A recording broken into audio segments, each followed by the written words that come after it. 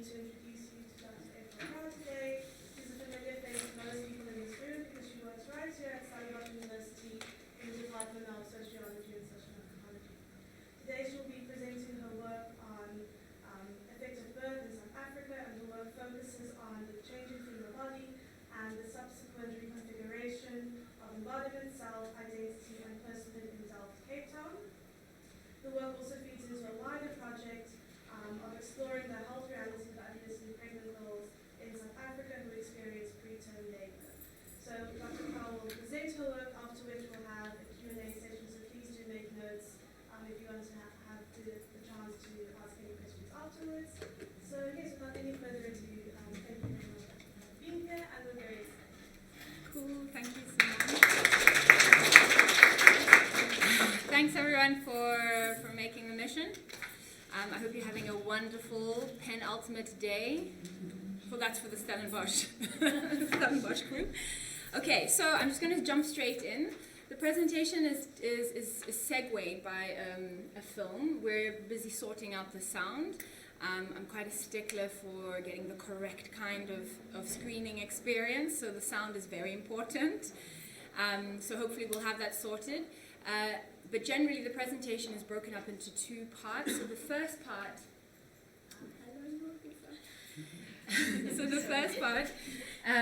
is just a little bit more the nuts and bolts of reproductive health in South Africa. It's not broken up regionally or per area, geographic area, and it's largely just the statistics. So it's as a way to give you some sort of scaffolding, a good grip to understand. I'll try not to be very distracted. To understand how to think through what's our current maternal health realities. Okay, so it's estimated that around 15 million babies are born too early every year globally, and this reveals that there's more than 1 in 10 babies born worldwide that are at risk of death and further health complications.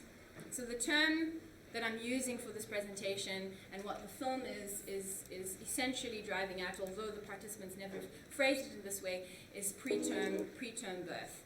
So the term preterm is used to define babies born alive before 37 weeks of pregnancy are completed.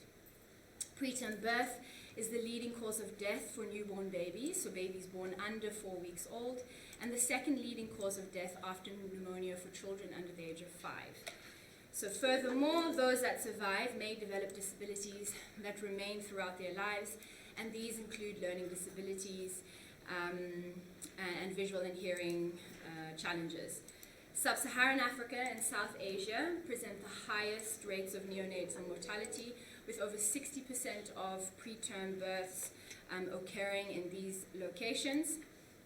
In South Africa, and I had to quickly do the maths for this, in South Africa, 8 out of 100 babies, which is 80,000 of the 1 million babies that were born alive, that is, in 2018, are babies that are born premature.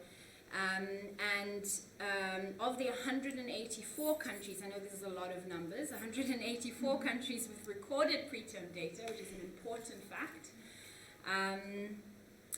South Africa ranks 24 out of the 184 countries. So the current data for South Africa informs us that neonatal mortality rates contribute to 37% of all under 5 mortality, with the largest portion, 30%, due to prematurity. Furthermore, in South Africa, statistical evidence shows us that there are stark regional, of course in South Africa, stark regional and racial differences in rates of perinatal mortality, and that the numbers continue to increase. The widening disparities,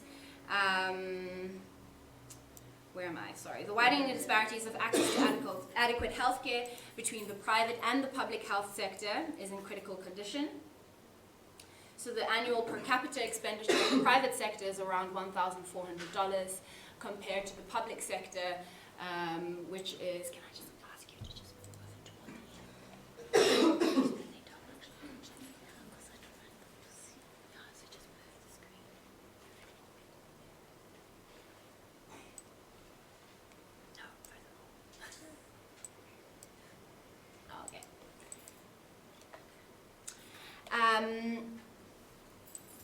the national public health sector, it's staffed by some 30% of doctors in the country, and these remain as the sole providers of healthcare for more than 40 million people. So 30% of the doctors in the country are servicing more than 40 million people who are uninsured and who constitute approximately 84% of the national population. So clearly, of course, these throw into sharp relief the inequities that are obvious around us. Additionally, on top of that, we have healthcare facilities that are subject to poor management, underfunding, and general neglect. So the things that I'm covering now are present, you'll see them in a visual way that in somebody's story of birthing. So what do we know about why some mothers have preterm births, and what are the responses that are being held at the global level and in South Africa? So what we do know is that there are a variety of reasons that result in preterm labor. And in some of the policy documents, it states that most preterm births occur naturally, without a qualification of what natural means. I'm assuming that natural is because they have no known reason, so they occur naturally. But some are as a result of medically induced labor or cesarean birth, either for medical or non-medical reasons. So those most likely to have preterm births are adolescent girls, and this is also an important factor. Just have it in a bubble in the side of your head. Are adolescent girls, women with chronic conditions like diabetes, high blood pressure, and also women who have had multiple pregnancies, and multiple pregnancies is described as 2 or more babies in her uterus at a given time, which may have contracted bacterial and viral infections. So there are numerous cases where no known causes have been identified, or a genetic disposition has been supplemented as a cause. A primary aim in supporting girls and women, as I argue, is to conduct more quantitative and qualitative driven research to better understand the causes and systemic mechanisms that play a part in preterm birth. Interventions that address these challenges on a local level are underway, with a strong focus on cost-effective interventions. What the World Health Organization recommends is that there's an encouragement towards midwife-led births, home birthing care, alongside clinical support systems. So all of these things, please, I hope you're bearing them in mind and try and reflect as you're watching it, whether or not those kinds of things were met in this person's experience. Further analysis, it's a bit of a leading suggestion, further analysis into the underlying narratives on a household level would also further these interventions, which is what I'm also suggesting, is that generally we don't actually know what's happening on a household level, and so when we implement policies or design policies, we're trying to target a wider spread of the population rather than a more nuanced sort of locally informed response to high rates. And from different regions it changes. So the Western Cape would present a whole different set of data in terms of what's happening at the household level. And so we can't implement the same things in the Western Cape as we do in the Eastern Cape. So I'm arguing for a more qualitative, quantitative based on household to household level, which is of course not very cost effective for the government. These are issues that would be tabled for policy discussion later.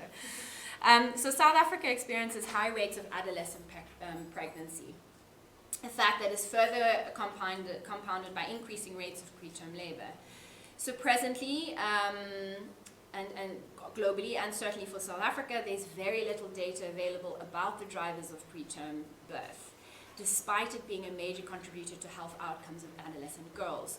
So the second part of my presentation, which is a little bit more focused on the anthropological theorizations around what can be offered through a study of embodiment and personhood and affect theory, potentially, if it's translated to more of a public anthropological platform, could be useful. So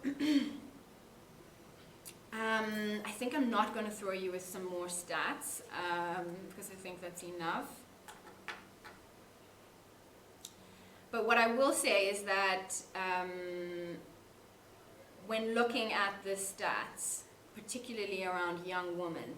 It shows us, adolescent girls, it shows that the health and well-being of both the mother and child are seriously compromised when delivery occurs in adolescence.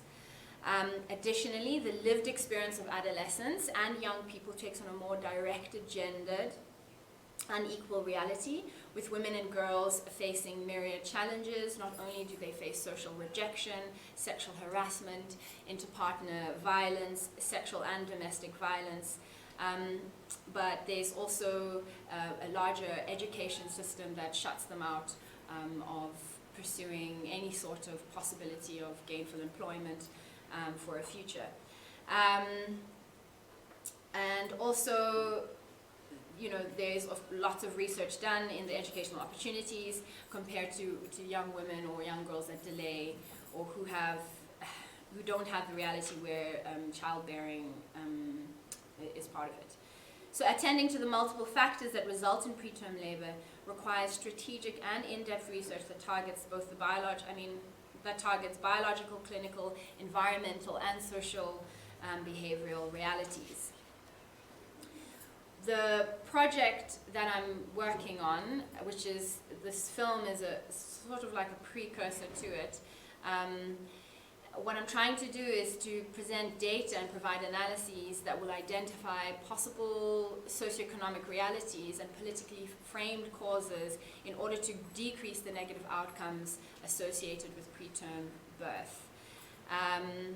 So there's already a growing body of work that's compiled by a number of scholars, one who's in the room with us today, as well as with the World Health Organization, into the complexities and challenges of adolescent birth.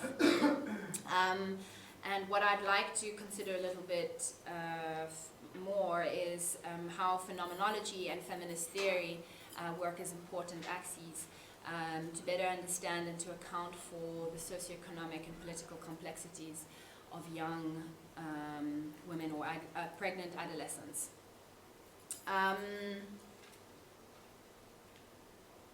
So of course the differences in how the birthing journey manifests itself differs according to whether you are in a low socioeconomic setting or a high socioeconomic setting. For example, a compromised maternal health care during pregnancy and inadequate childbirthing facilities or settings results in newborn babies dying both at home and at designated healthcare facilities amongst more resource poor and economically vulnerable populations. So I'm focusing, I'll talk about that later. So while South Africa has a strong health policy, and I'm not shaming South Africa's health policy framework. I think that there's very substantive and important work that the health sector is rolling out. So whilst it has a strong health policy environment, particularly around maternal and neonatal care, statistically it hasn't reflected a marked decrease in the health outcomes for pregnant women, pregnant adolescents, and their newborns. So the lack of accessible and reliable maternal health services in the antenatal stages of care, as well as the socioeconomic and environmental determinants affecting pregnant adolescents and women, are in large part the problem of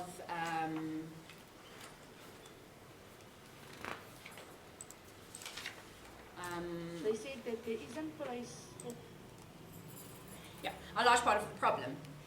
So, I mean now, but... Oh, there we go. What? How did you do that? I mean, oh my goodness, Neil. Oh, wow. That's what I'd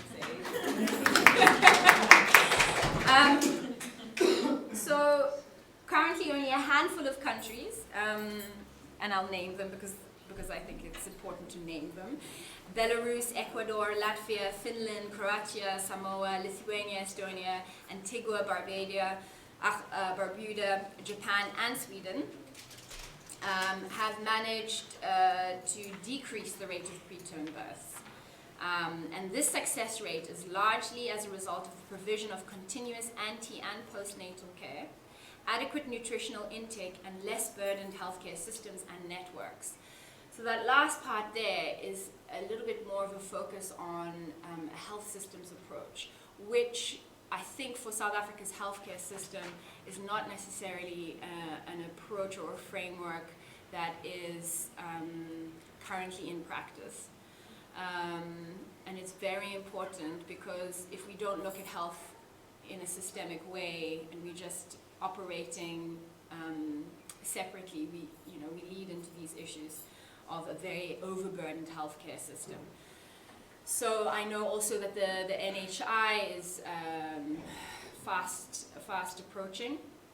I myself am not so familiar with the particular document. It's something that I would like to be more familiar with, especially as it relates to maternal health, particularly for young girls.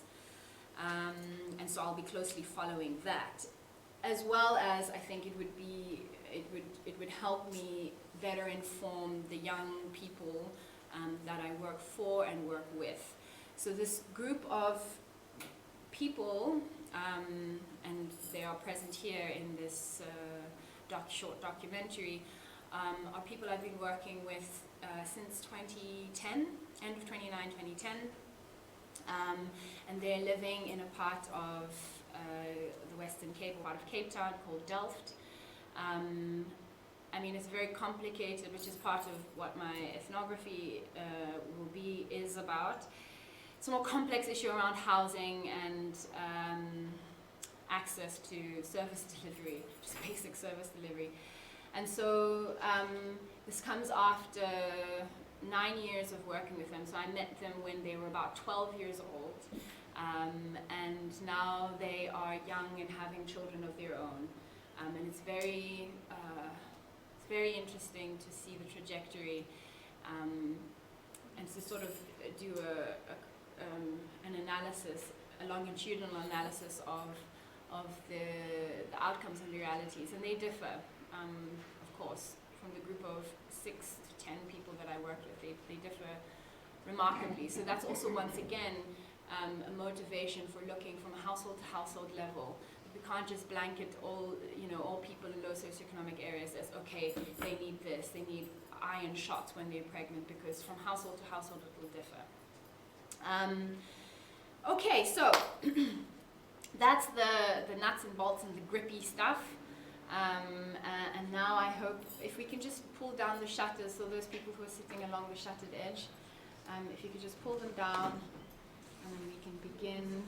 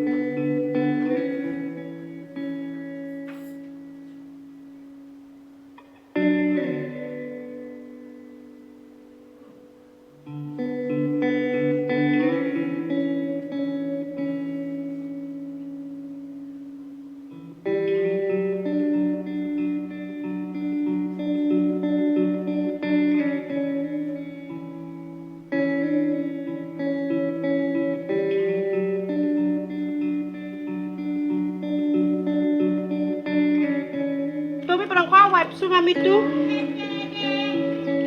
Tommy, dapat ikut the scared wipes. Come dulu.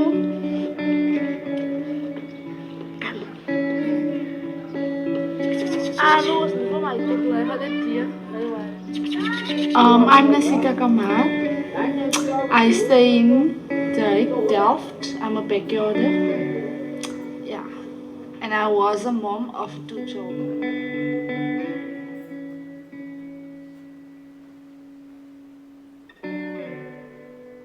I'm renting in a winter house in somebody's yard that recently also moved into our house. So How did you find out about the Wendy house? I found out about the Wendy house because I was staying. I was this lady's neighbor. So her daughter got a Wendy house from her grandfather, and then my boyfriend helped them put this Wendy house on, but there was no roof yet. And so the lady where we were staying by came and said that we have to move because she's gonna rent the place out to other people, and since me and my boyfriend is at home. So we came to Auntie Anthony as usually because we always came here and sat here and spoke about things happening, and we told her that we have to move and all that stuff. So she said no, we can move into this Wendy house because tomorrow our children will also need something. So she'll take it as now we are children. So we moved in, and the first night when we slept in this place, the rain came on top of us while we were sleeping. So the next morning we took the mattress because we still had the key of the previous house. So we took the mattress and we went back there to sleep there. Okay, and the girl of the house came back and she said, no, it's fine, we can still sleep there until the people of the house comes back that needs to rent the place at home. So one night she came and said, right, the people is coming, so you need to go. So we came back and we sorted this place out, and and we're here now for 2 months.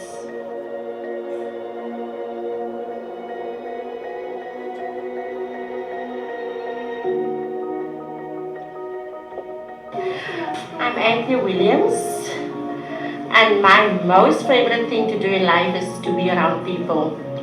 All ages, religions, it doesn't matter, as long as I can be around people, then I'm happy.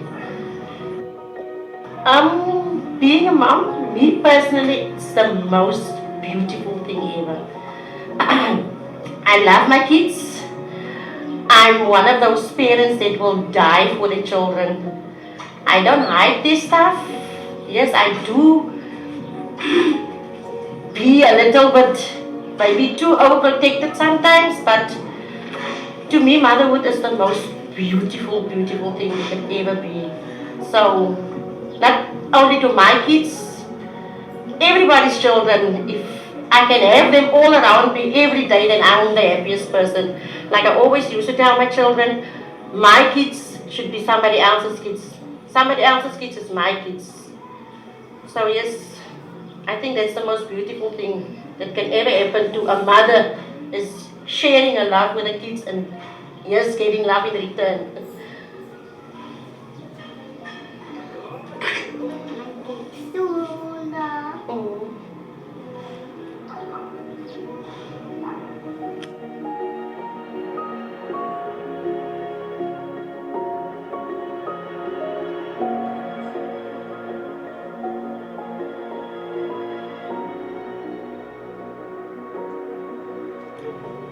My experience of motherhood and pregnancy is like very, it's not like a normal mother would say, because in 2016, the 19th of June, it was the day before my birthday. I was in matric. It was a very rainy day that day. I was sitting at my friend's place. We were smoking oka pipe. That time I was just oka pipe. And then I went home. When I got home, I asked my father, where's my mom? And he said, no, my mom made me a cake for my birthday because she knows I like cake. But she went to go and collect it. Okay, and then I undressed myself because I'm gonna lay down in bed now because it's raining. While I was laying, my mom came there with a cake. But she was angry at me, she was start scowling at me, and I asked her, what's the problem? I did nothing, and she told me, no, she knows I'm pregnant. I told her, but I'm not, because I know I still had my periods the end of May. So I couldn't understand how could she say I had my period, I'm pregnant. So she told me, but she bought those pregnancy tests, and we took it, and it showed I'm pregnant. My father got up, because my father doesn't allow things like that and having boyfriends. My father got up, and he told me that he told me happy birthday, go out of my house. And I walked that day without having a jacket, anything, I just walked. I went back to my friend's house, to the other friend. And I was sitting there, but I heard next door, I heard my mom is there. So I ran, I told him, no, I have to go because I'm hearing my mom is by my other friend's house. So I went. While I'm walking, my mom came, she told me, your father said you must come, and I told her no, and she said, come. And I went, and he talked to me, and he told me that he blamed himself because he must have expected it to happen. And okay, everything went cool, and I was in matric. Then in January, no, I'm lying, the 22nd of December, it was my appointment date at Tigerberg. The day hospital, I went to the day hospital the Wednesday, the 21st. And they told me that they see my child is not growing. So they'll send me to Tigerberg. The next day I need to be at Tigerberg. So the Thursday, the 22nd of December, I went to, no, they told me I must go to Kalbrema. I went to Kalbrema, came at Kalbrema. They said, no, I need to be at Tigerberg. We took a taxi, me and my boyfriend, he was accompanying me. We went to Tigerberg, Tigerberg. Doctors is around me, checking the heartbeat and everything. And then this one doctor came to me and she told me, there's a big problem with my baby and I need to do an emergency C-section, or else I can just leave the baby inside and wait and see. They gave me and my boyfriend a private room to discuss whether we're gonna do what now. We didn't even talk, I just cried and cried. Didn't know what to do as I'm still young. I don't know what's happening around me. I just want my mom with me, and I phoned her and she also just started crying, and I put off the phone. I told him, no man, we can't go on like this. We need to come to a decision. And while I was sitting there, I told him, no, I'm just gonna do it. Even though I'm scared, I'm gonna do it for the sake of my child. I phoned my mom, I told her, I'm gonna do it. And she said, okay, it's fine. We went back to the doctor, we told her that we're gonna do it. They took me to a room to undress myself and to prepare me for theater. While I was there, my mom came in running and she asked me if I'm okay. I told her no, it's fine. She went back. Me and Taswa went, my boyfriend, we went to the theater and he experienced everything. How they sees me. Because I asked him if he can be there. And I asked him to talk me through the process. While they're busy, he would tell me, no, they're busy cutting, no, they're busy stitching and all that. When the baby came out, they didn't even give the baby to me so that I can see how my child looked or whatever. They just took her away. But for me, it's understanding because maybe my child needed, she needed maybe attention at that time. They needed to do something to her. But luckily, he was there to go with them so he could see where the child is and how my child looks like. So so they make you almost like you can't talk. They make everything dead. So at 5:30 my child was born. So they took me to my ward. So I needed to lay there. So I couldn't go to my child and look how my child looked like because I can't walk. I can't move. So the Friday morning at 6 o'clock, my boyfriend and his mother was by me. And I couldn't still walk, so they went to the child. He showed his mom the child, and she left. He came back to me. The time he came back to me, I could have walked by that time. I asked him to take me to my child. Went there, okay, I saw my child. My parents came the night, okay. Then the next day, the Sunday, it was on Christmas, 2016, December, man. They discharged me. But my child wasn't discharged, only me. But they told me I must be there every morning to breastfeed her. So I went there the Monday morning. Whole day I was there with my boyfriend. And then when we came there, we saw how they pushed my child to ICU. So we asked them what's wrong in that. Okay, they explained to us what the child needs and all that, okay? We were waiting for them in the waiting room. The doctor said we must wait and then he'll come back and explain. So my boyfriend got frustrated at that time and he asked him, can't they keep me there, get me a room so that I can be there with my child? They said that there isn't place for me now, but the Tuesday, this girl is going home and then I can take her place. Okay, the afternoon we came back home. So the Tuesday morning, I stood up, packed my stuff because I'm not gonna stay there. While I packed, my father's phone rang, but it was in my room, his phone. So I picked up the phone and it was the hospital telling me that my child passed away. And they asked me what I'm gonna do. So my parents told them, no, we're Muslim, so we're gonna take the child's body the same day because we believe in burying that person the same day. Fine. So my mom took me to my boyfriend to go and tell him, because that time he was staying in Blikkisdorp, to go and tell him that the child has passed on. So I came back and we organized the funeral, and my father went to go and get the child's body. When my father came there, the body wasn't at the hospital anymore. They gave the body to undertakers that was in Ravensmead. My father phoned the undertakers. They tell my father no, they closed because it was not that time. It was big days like Christmas and all that. So my father said, no, but I'm in front of your doors and you took my grandchild without our consent. So I'm here now. So they said, he must come around, and we got the child. Fine. We buried the child. In January, I got a call again from Tigerberg asking me, what am I going to do because my child's body is still there. My mom told them, what mistake are you making, because we have the papers that says that it was a paper that was attached to my child's body to say that this is my child, my name and everything is on there. And then they found out no, there was a big mistake in somebody else's child. So my mom told them that you're opening old wounds now because we're trying to forget about it, but now you're just reopening it again. Fine. And then I just left. Everybody told me that I should go further with the hospital, and I said no, it's fine, it's not going to bring my child back, so what's the use of fighting and whatever. So I left it. Then in 2017 I got pregnant again with my second child. And I went to go book at Symphony Clinic here in Delft. And I told them what happened to my first child, knowing that it can quickly happen to this one also, because the problem comes from me. And it seems to me that they didn't take note of it, and they just give me a new date for follow-ups to check up on me. And then when I was eventually 5-6 months, they saw, here's this problem. And then they took me to Tigerberg. Came to Tigerberg, they told me, asked me if I didn't want to abort the child or do I want to keep the child. So I told them, no, if I'm going to abort the child, I'm always going to wonder, would this child would have overcome this problem or what? So I told them I'm going to keep the child. When I was 6 months, the baby's heartbeat stopped. It was on a Monday. They gave me a date. Every Monday I should have been at Tigerberg to check on the child's heartbeat and all that. So this Monday, when it was again my date, I came there. They said no, the heartbeat stopped and all that, and I must come over 2 days. I must come back. Then they're gonna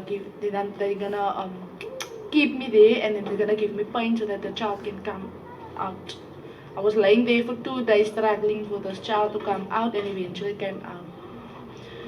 Yeah, like most people, and where motherhood concerned, I can't say that I have that mother because I couldn't spend much with my children. Like the second one, I didn't have time with her. But with my first one, I had 5 days with her, and sometimes I still feel it because I wonder how it would have been, or sometimes I see her face because I still remember how she laid there crying for me, or when I would speak to her, she would play back or answer me back. Yeah, so I can't really say about motherhood. And what hurts me most is Mother's Day, when I would wish Mother's Day would tell me, don't worry, you're still a mother. Yeah, so I can't really talk about motherhood, but I know I would have been a great mom to her. I would have given her things I couldn't have. I wouldn't do anything to give her just what she wanted. Yeah, but I just go on with my life, and I trust in God that there will come a time. Sometimes I just tell myself, don't worry, maybe you weren't right that time, you were still attending school, you were still young. But yeah, I will just wait and see what turns out next.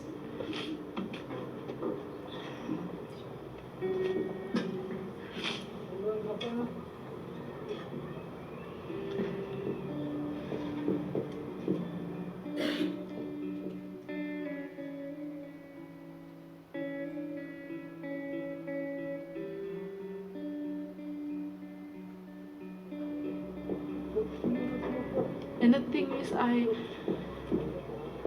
I talk easily about it when people ask me. But there is a time that I just feel emotionally, and I'm too scared to just cry to somebody or so, and then I'll just, even when I'm alone, that's why I don't like being alone. When I lay here, I just think I would have had a child now to play with, and that. And what hurts me most is also every time when somebody maybe asks my boyfriend, how old are you now? And then he'll give his age and then he'll say, but I still don't have something to live for. And then it hurts me because then it feels like I'm not that capable of giving you that child that you want. And then I will, I will sometimes talk to him about it. And I tell him, maybe I'm not the woman to give you that child. Then he'll tell me no, but I'm also not gonna go make a child with somebody else. I want it with you. That's why sometimes I don't talk about it, then I lay it and I just ask God, God, please just show me. I really want this child and I really also want to give you this child. Sometimes I just feel useless as if I can't bring a child to this world. I know, like now, it will be hard to care for it, to give a child whatever it wants or what, but I just want that little person to be with me. That's why my friend Candace has a baby. In the morning I would stand up and go to her. I feel that with her, that she can be mine. And then I'll tell Candace, make your house clean or wash your washing. She'll lay with me and then she'll just lay here and I'll play with her and that. And she also, they allow me to bond with her also. And it's almost like she also knows because she'll just play cool. She will never cry by me that I can feel no, you must go to your mom. So I feel like I'm a mother to a child, and even if she talks to someone, she will say, no, that is my child's other mom. So, because if I even have, I will buy something and give it to her. So, yeah. Me and Candace met in 2009 when Aberdeen opened its doors. And as I was saying, Symphony Way. Aberdeen is the primary school we attended. I was grade 5. When the school opened, I was grade 5 and she was grade 6. And then she had a brother also that was in my class in grade 5.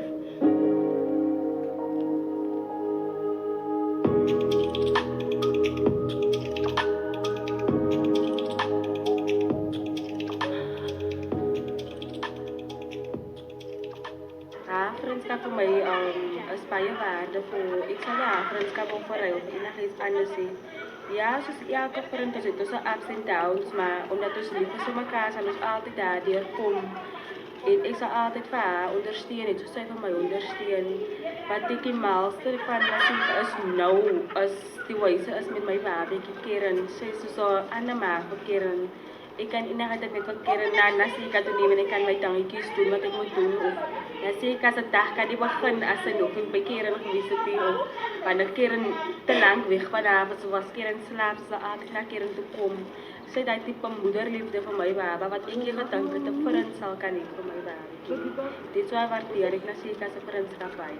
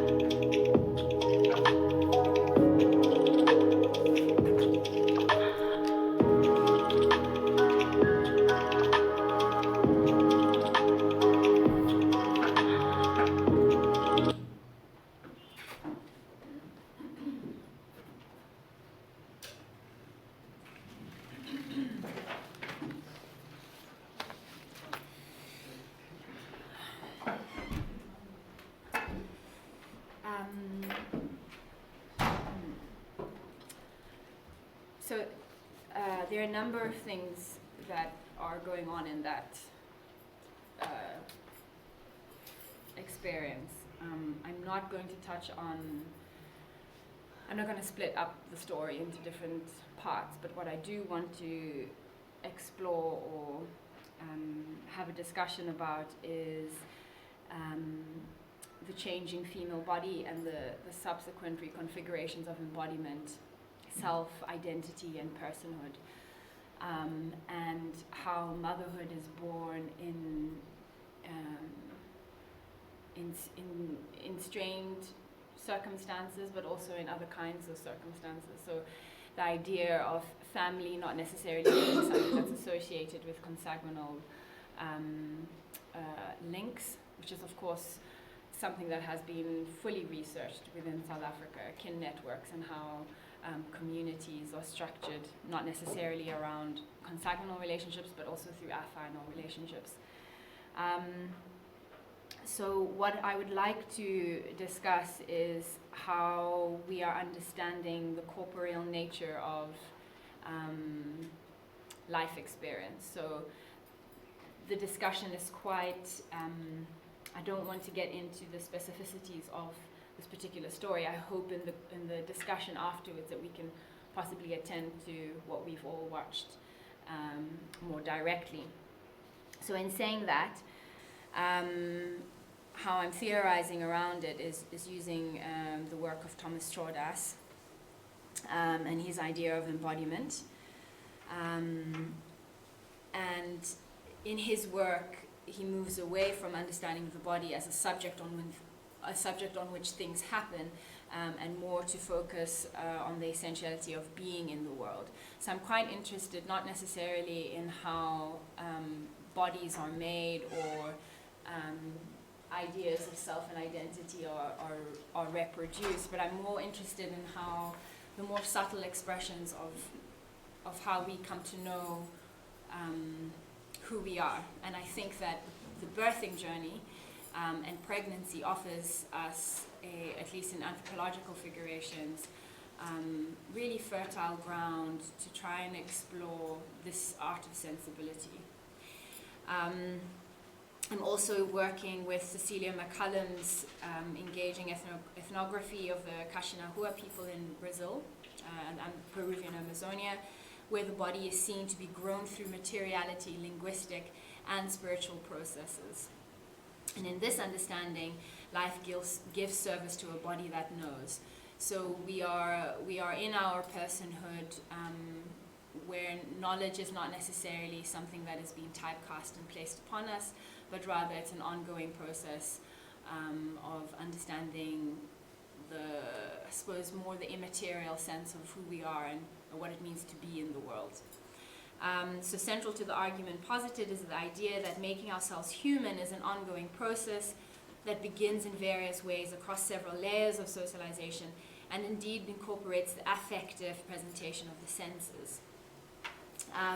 Central to my thinking is the idea of affective embodiment, is when Chaudas questions, so how do we make ourselves human? And this question continues to host numerous debates about how humans exist within and without the social cultural world. And this paper offers a contribution to the already lively scholarship. So I'm not, here to reinvent the wheel or to contest what other people have said, but just to add maybe a sense of what's happening on a more localized level.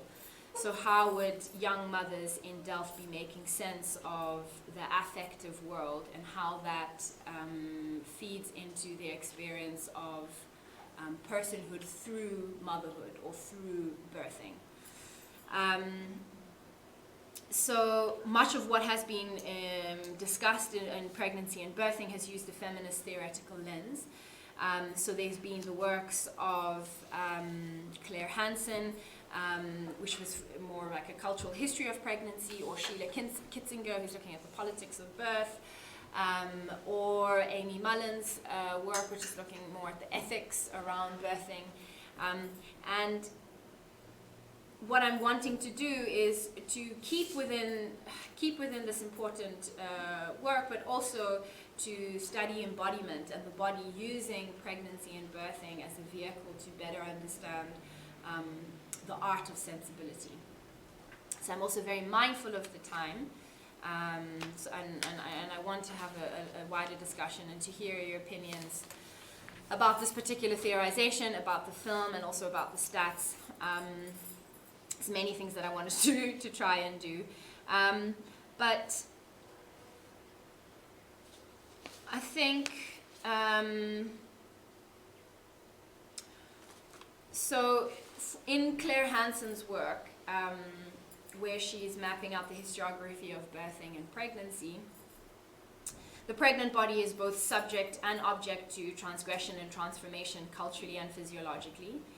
And she says that the pregnant body, itself arguably a form of double embodiment, which I can explain a little bit later in the discussion, is doubly mutable. It is mutable in the obvious sense that it undergoes continuous physiological and sometimes pathological changes, and it's mutable culturally in that it is viewed through constantly shifting interpretive frameworks that immediately self-politicize pregnancy, and where pregnancy becomes a domain for both private and public displays of identity.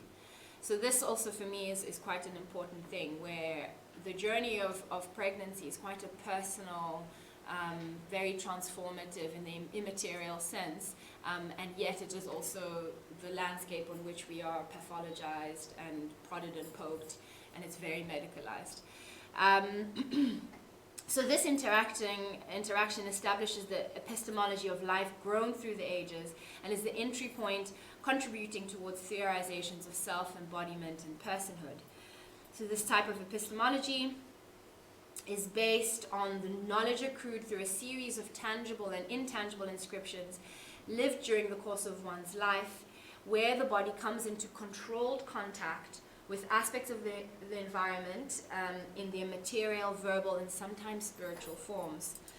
What is apparent in the meeting of the material with the symbolic or social self, which speaks to the idea that the body is not only the biological bearer of social symbolism, but it is rather the locus of, the construction of sociality. So the epistemic reference to the body is crucial in reflecting upon how meaning is made, and indeed how the world is given life through affective body knowledge. Chodas's work on the body and embodiment is particularly relevant here, in that it situates my thinking in terms of how an analysis of pregnancy lends itself well to discussions around embodiment and personhood.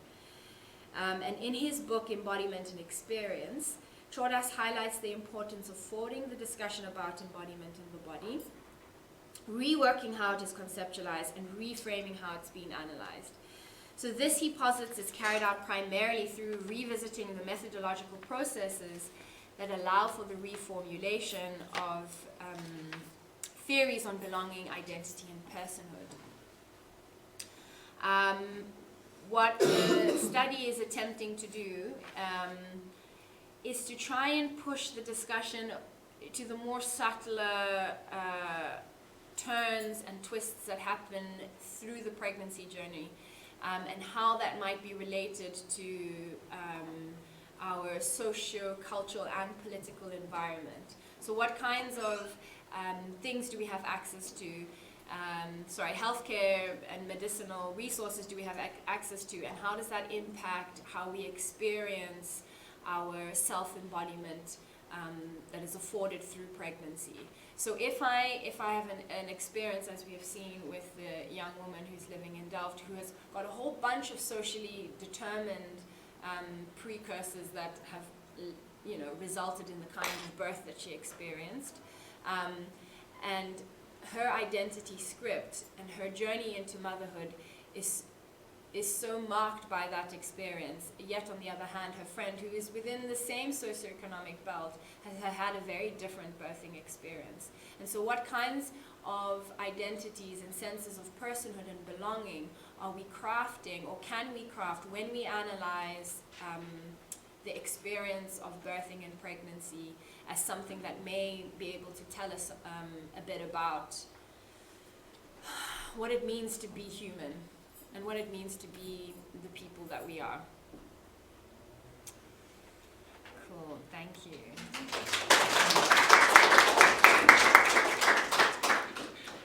Well, thank you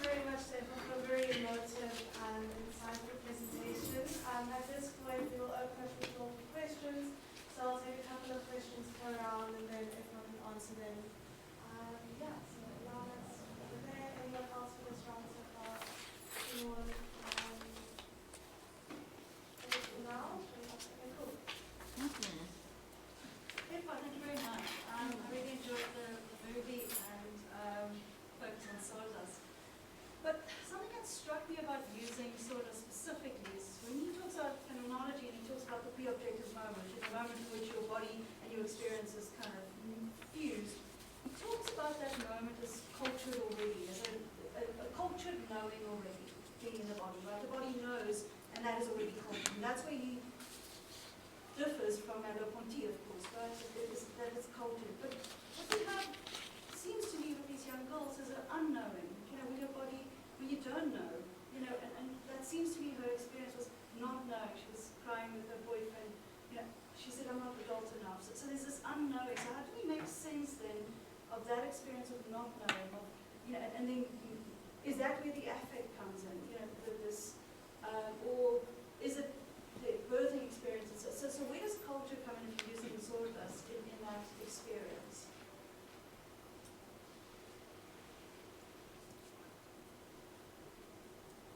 Efua, thank you very much.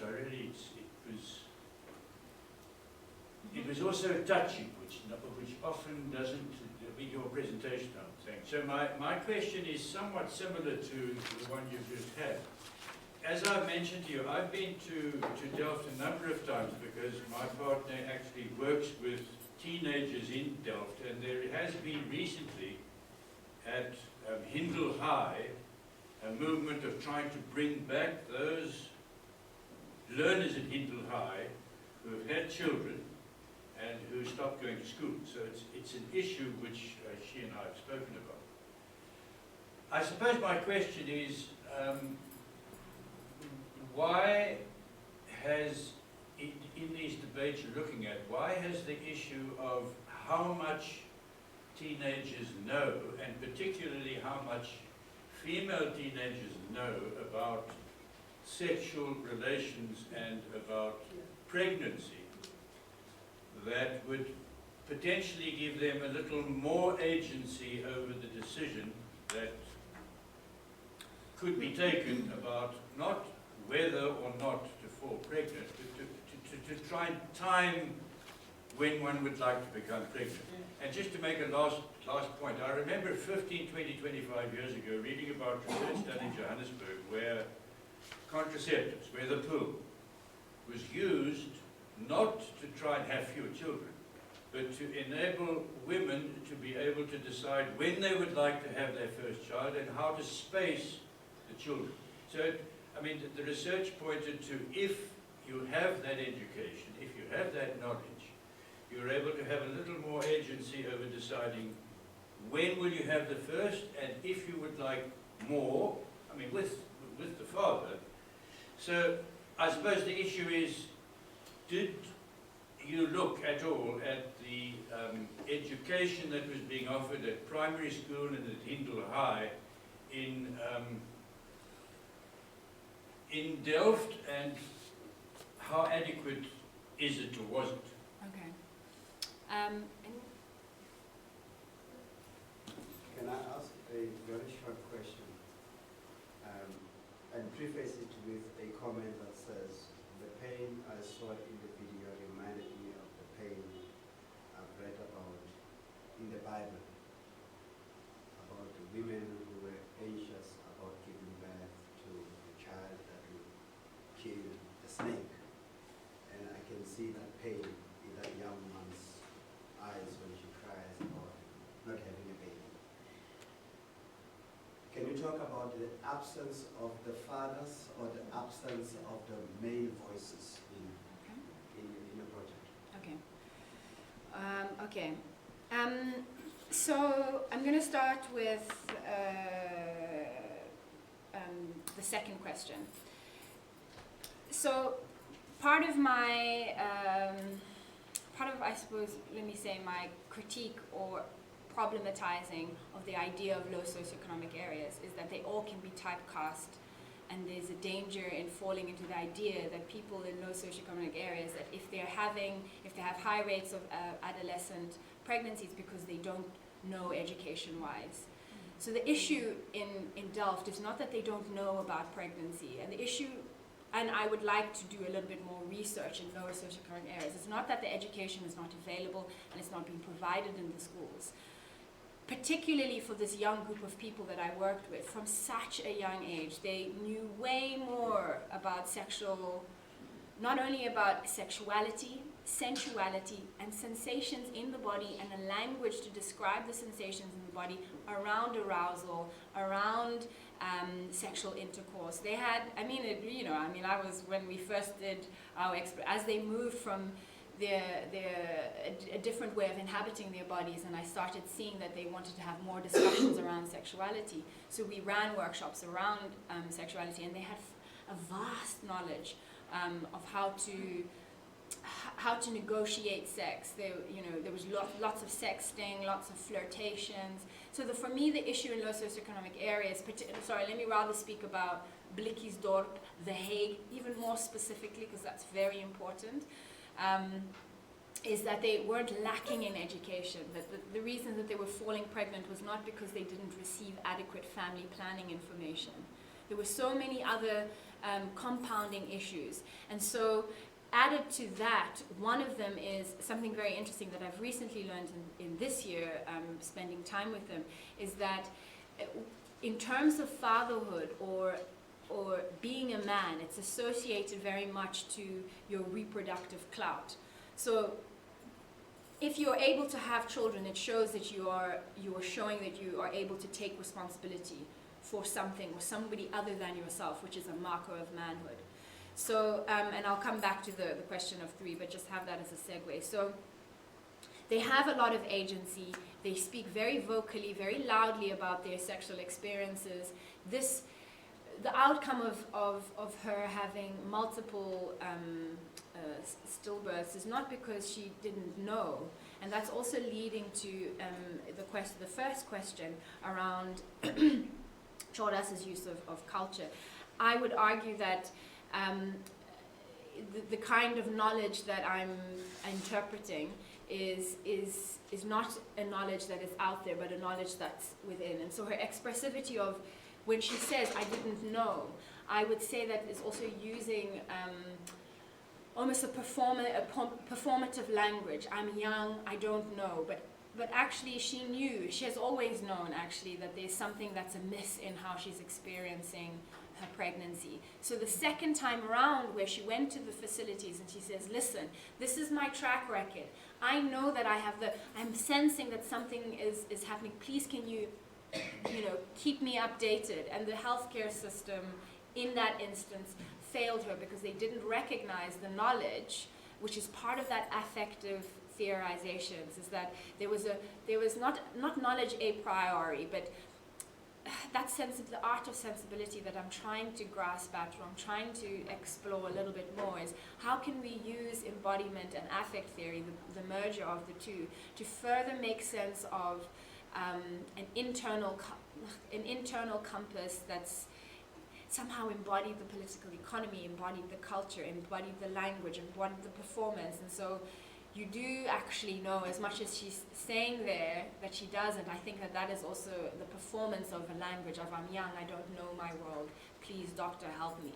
So that's also how we design an identity politic. For such a long time they've been told that they don't know as young people, and that's also something that I argue in the ethnography, is that young people do know. And if you tell somebody enough times that they don't know, they will start embodying and performing that language of, I don't know.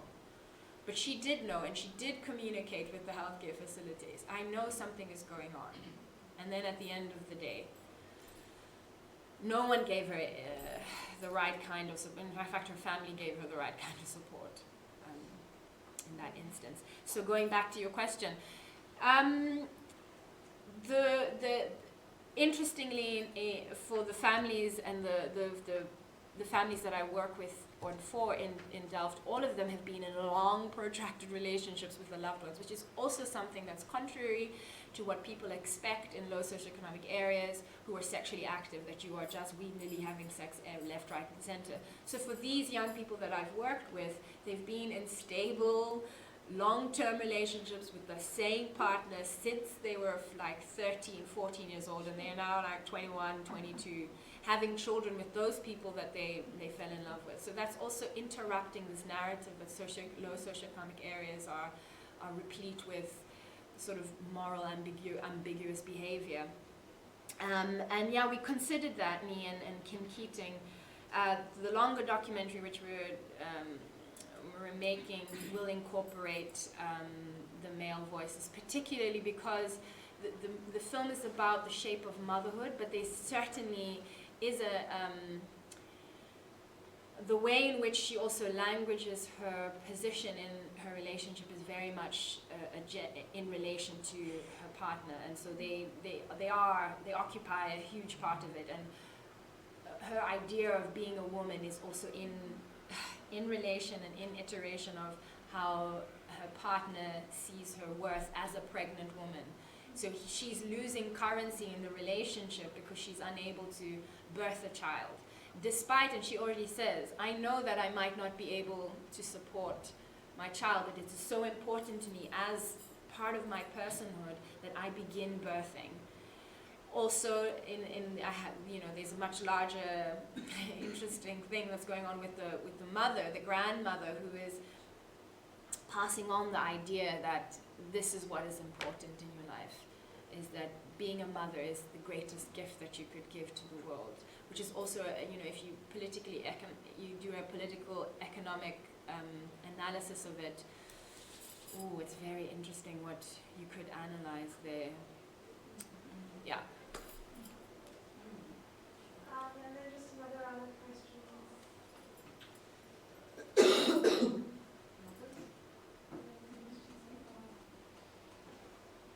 I'll ask a question then, Salon. Okay. Steve has a question. Oh, okay, there's one there, and then is there anyone else who'd like to join for this round? I mean, one really got a sense of the emotional effects of losing life. And, I think Death Without Weeping by Nancy Shepherd-Hughes is telling a particular story, but sometimes these stories travel too far, that poor people have adapted to these conditions, and therefore they're able to distance themselves from the loss. And so there's something there that sort of really questions that, not that Nancy Shepherd-Hughes would necessarily generalize that this is what happens in poor and working class families because of loss. But I'm just wondering what happens when you have really extraordinary kind of visibility to a particular ethnography that seems to produce a truth. And your documentary just gives a very different side to which she's still living with the loss. Yeah. Such as a common question. Efua, thank you. Efua, I just had a question around the public health system. What I found in my own fieldwork is in South Africa, in which you pay according to your income. So there's 4 tiers, and then farm workers fall in the second highest tier. So I was just wondering if that came up, the financial cost of giving birth in the public healthcare system as well, perhaps.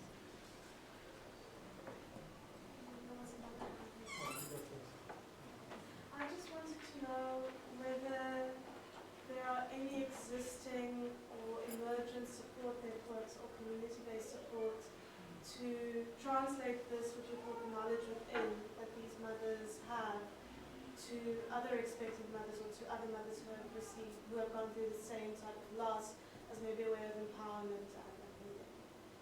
Okay. And then there's also a hand from Patricia as well. So, just to piggyback in a sense on that question, I'm curious about midwives, and in certain, I'm no expert in this field, but in certain studies elsewhere in Southern Africa, midwives play a central role as intermediaries with, historically with colonial medicine and even in more contemporary moment. So, is there something about this location, Delft, Cape Town, where there's an absence of midwives, and what is that about?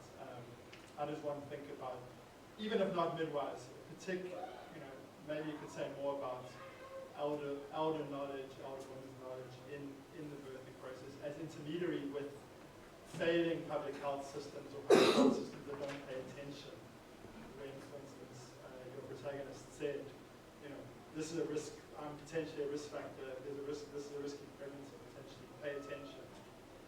You know, are there any, is there anybody in place who could help? And then the other question that I had was around maternal mortality and whether that at all came up in your research. Because the video is so focused on infant mortality and the risks of infant mortality. So I wanted to ask about where choice, the discourse of choice features in your research. Especially, I think the thing that struck me, aside from the really moving documentary that was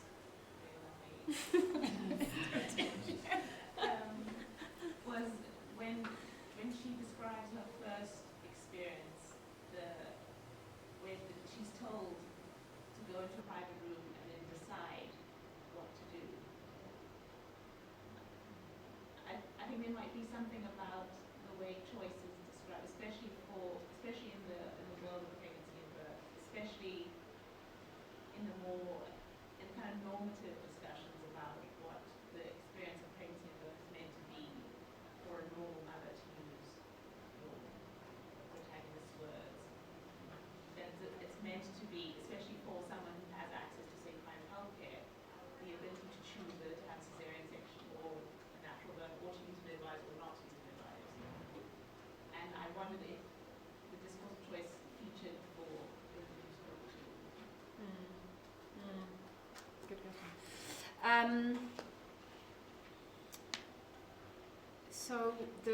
Thank you for these questions. Yeah, Nancy Shepherd Hughes, it was my sense after also reading it was there is a danger to blanket people's experiences, which is precisely what I'm trying not to do. And in the longer one, her friend Candace has her own story of birthing, which she shares, which is markedly different. So they are in the same area. However, they access different clinics, referral clinics. And I wonder, I'm not sure, I'd have to do more research, whether the referral clinic that the one person accessed, if they gave better support than than the other one that the young woman attended who had lost 2 children. And you know, your comment about living with the loss, that's also part of why we titled it The Shape of Motherhood, and also why it's important in terms of personhood, and reflecting upon the idea that as people, we're constantly remade by our experiences, and so the probability that I don't think that kind of a grief ever really, you know, especially when it comes to death. Somebody once described it as elastic. So, you know, you could be 20 years on and, you know, you think you're fine, and then suddenly you're brought very much back to the moment of the pain and the anguish. So I would definitely probably critique Nancy Shepherd Hughes' idea that you sort of become numb to the experiences because you are so used to being underserved. That's what I took away from reading that ethnography, and that's not the case here. It's that in the everyday, you know, she's experiencing it very, very much. It's right beneath her skin. It's living a very full life of pain and grief, and that other people are sensitive and aware around. And so also the accessibility of her best friend. They live next door, at least they used to, now she's moved again. But that friendship was fostered from the very early, in 2010, when, as she says, they met in high school. And it's not, I mean, of course, that the stereotypes are there around low socioeconomic areas, so they are mothers, particularly that there's another young little baby in there. Her story is very different. Her mother is enacting sort of the stereotypical low socioeconomic area story. So it's not to say that those don't actually happen, but it's to populate it with different kinds of stories so that we don't flatten the conversation. which is part of this vertical research that I'm trying to do, so that we don't get lazy in our scholarship or lazy in our analysis. And so your question about financial costing, it never actually came up. They never talked about, because the facilities, you pay a nominal fee for access to it, but largely it's free, which is why I also think that healthcare workers enact a sense of power that you're not paying for this, so I can treat you any which way and I don't have to give you all the information, because it's not a service that you are directly paying for.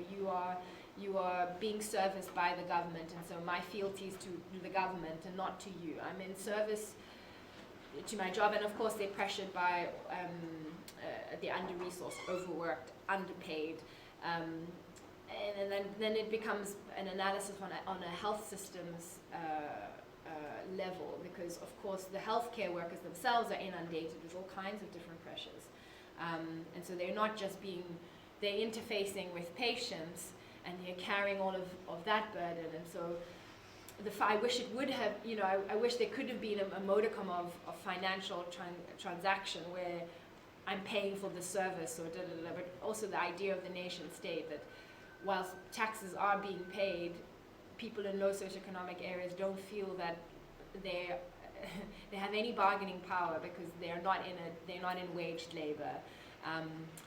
So yeah, the financing costing, I think there's a power thing that happens there, because they're issued with the healthcare services for free or for a very nominal fee.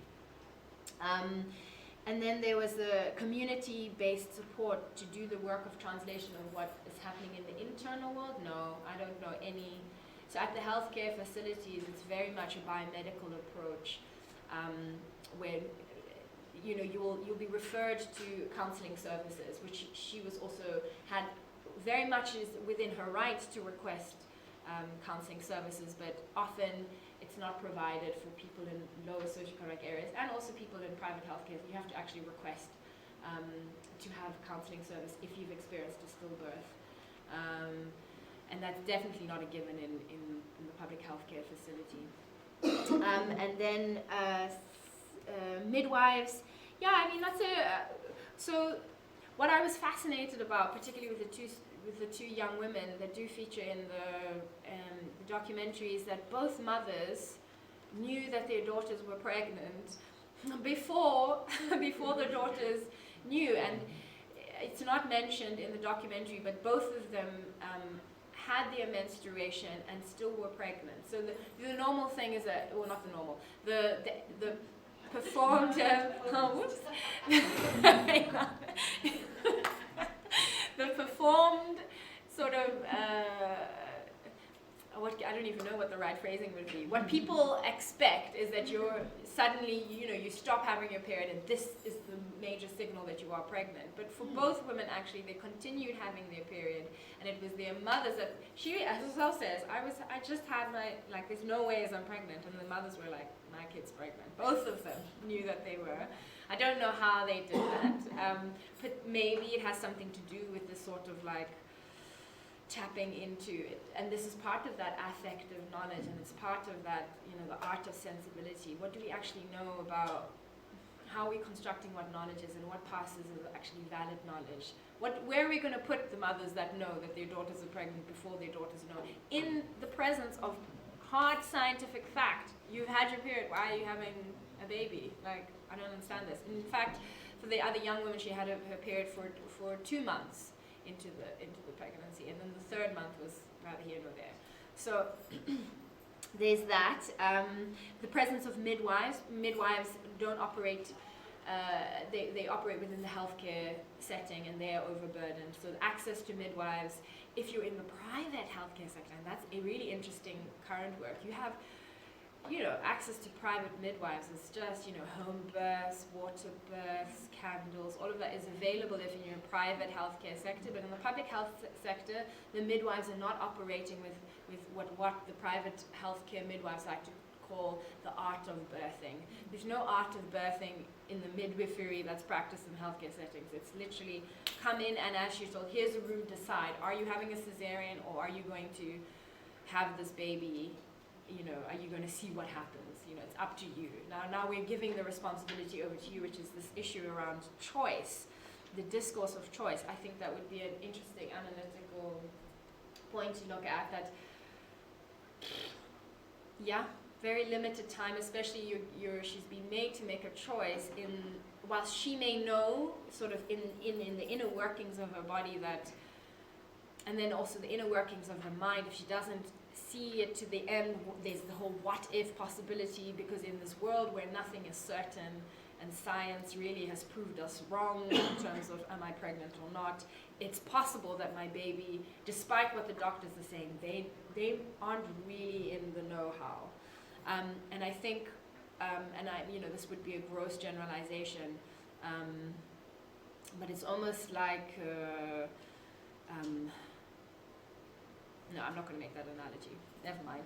So yes, I think that the discourse of choice and the kinds of choices that you are either duped into thinking that you have is a way in which, Paul Farmer talks about veiled alliances. It's a way in which you can sort of shaft power, but is it really providing power for people? Saying, well, you have the choice, it's up to you, but it's really not so much of a choice there. I mean, and then also the thing is with the differences between countries that have almost nothing, no cases of preterm labor, is that when preterm labor does occur, the chances of the birth of the baby surviving, and this is all in largely the global north, that the babies do survive. So what is being missed out in the story of the global north? That preterm labor doesn't necessarily need to translate into the death of the baby.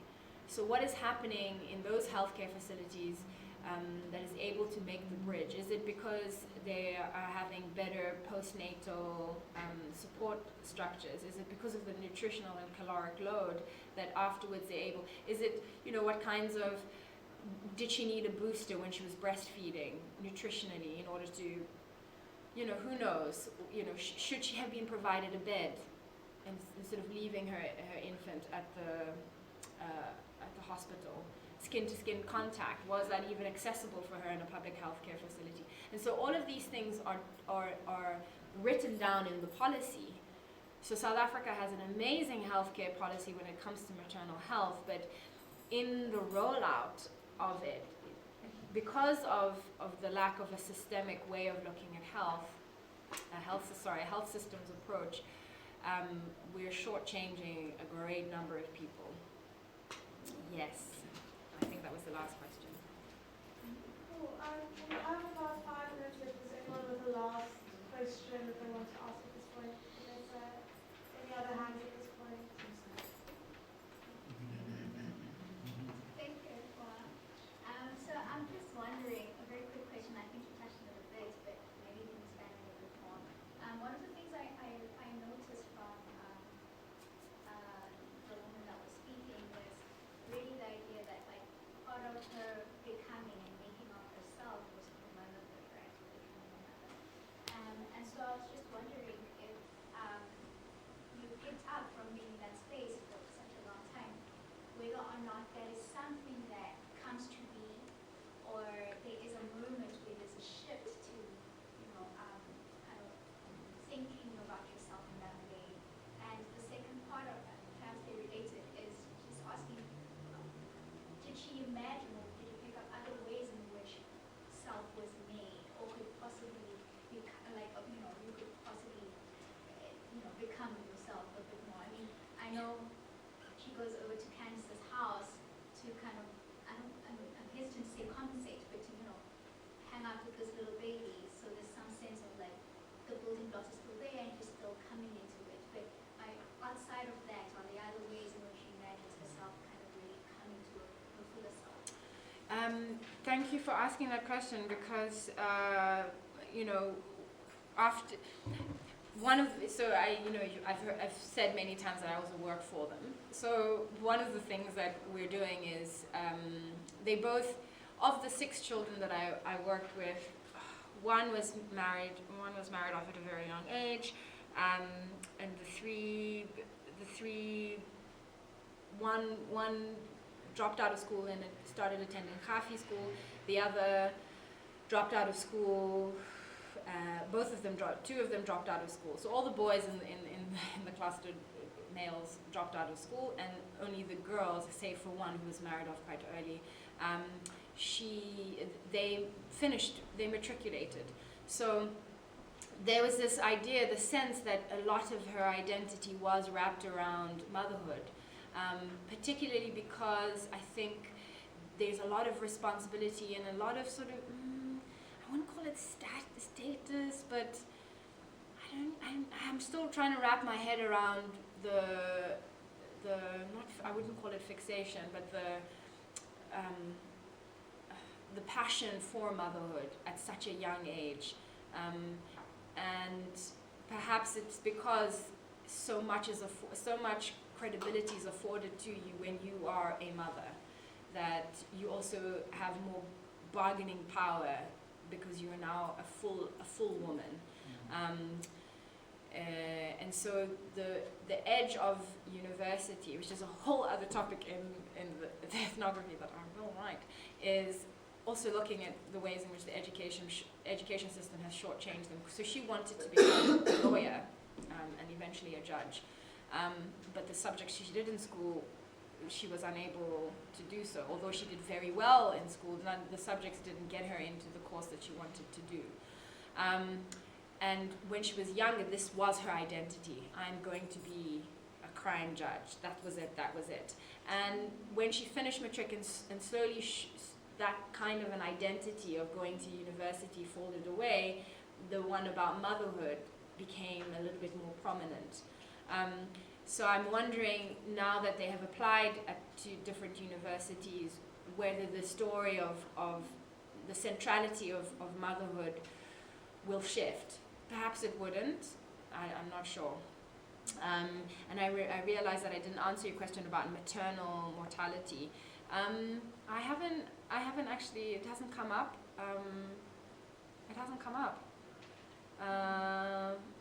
Largely because the focus is on preterm births, but it hasn't come up, and I mean, scope to explore whether or not what's happening in terms of maternal mortality. So I don't know if that, but there is definitely a central focus on motherhood being the sole marker of your personhood, and I wonder if there were other things that were available, like a job, studies that could shape identity in a different way, where your only way of engaging with other people is now through motherhood. Her friends are mothers, so they have children, so she goes into houses. However, if she was employed, she would go to work and have different conversations and come home with different topics to explore. So we're still waiting to hear back from the university. Fingers crossed. Yes. Oh, sorry. Yeah. No, thanks for a really interesting presentation. Just on that last point, actually, around the significance of motherhood and how that grows. You mentioned at the beginning that the study was a longitudinal study. Were these issues that when they spoke about various jobs they imagined doing later, was that something they spoke about earlier on? And then for the young women, motherhood became an essential part of education. So neither of them, when they were younger, spoke about motherhood as being central to their identity. One wanted to be a social worker, and in fact has applied to university to do social work. And the other, I said, wants to do law, but now she's having to do something else. So when they were younger, they used to make, we used to do a lot of visual things, and I remember they made a collage of, when we were doing the aspirational component of the project I was running. They did a lot of sort of like finding wedding pictures, which I thought was quite interesting, that in adult life, none of them want to get married. So when they were smaller, they had aspirations to married life, didn't mention a thing about children. In fact, both of them sort of embodied, and that's also the other thing I should say about family planning, coming back to your question, Simon, earlier. one of them was on family planning, had been visiting the local facility, and was on not the injection, the implant, and still fell pregnant. So none of this was part of their planning to be pregnant. And now I think as a result of the one having a child, the other is feeling also, although the other one actually fell pregnant before that one. I mean, it's a very complex story, but when they were smaller, they had other aspirations.